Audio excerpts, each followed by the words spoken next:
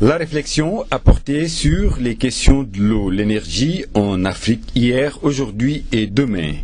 À l'initiative de l'Association panafricaine pour l'alphabétisation et la formation des adultes, la bibliothèque universitaire de l'UCAD a servi de cadre pour abriter la journée de la Renaissance africaine. Sur la longue histoire, les peuples africains ont été confrontés à deux problèmes majeurs. Ça a été leur préoccupation. Ce qui a donné même les noms de nos peuples. Le premier mot, c'est l'eau. Vous savez que le mot nègre, qui nous a été donc attribué, ce mot-là, est en relation avec l'eau.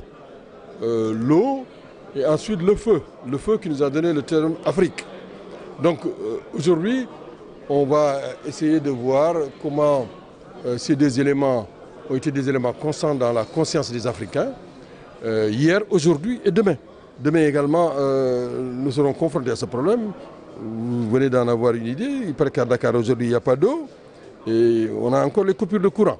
Ça signifie qu'il y a encore beaucoup à faire pour maîtriser ces deux phénomènes. Occasion a été également pour le professeur Bouba Diop de présenter son ouvrage sur l'histoire ancienne de l'Afrique, après l'avoir enseigné à l'université pendant plus d'une trentaine d'années. Les Africains ont commencé à réfléchir il y a ça très longtemps. C'est un clin d'œil à ceux qui pensent que l'Afrique n'est pas dans le sens de l'histoire.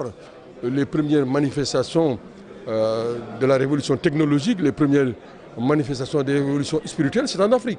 Et il y a des textes pour le prouver. Donc nous avons voulu, à travers ce livre, montrer aux étudiants aussi que le travail de recherche se mène sur une longue période et que, ma foi, il faut être patient, il faut être généreux.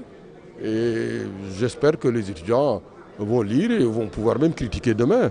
A signaler que les participants à cette journée ont eu aussi droit à une conférence magistrale axée sur l'Afrique et les défis énergétiques. Des vernissages de l'exposition, l'eau, l'énergie, les ressources naturelles et les infrastructures, mais également l'aventure scientifique de l'Afrique.